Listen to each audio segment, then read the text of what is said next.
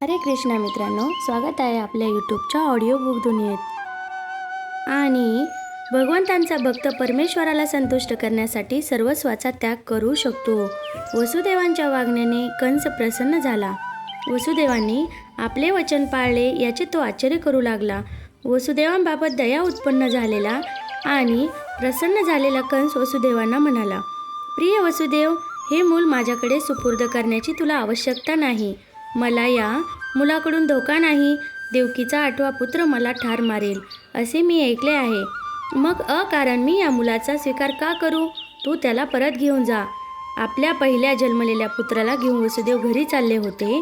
कंसाच्या वागणुकीमुळे त्यांना प्रसन्नताही झाली होती, परंतु तरीही कंसावर त्यांचा विश्वास बसत नव्हता, कारण कंस कोणाच्या नियंत्रणात नव्हता। नास्तिक मनुष्य कधीही वचनाशी दृढ असू शकत नाही। हरे कृष्णा।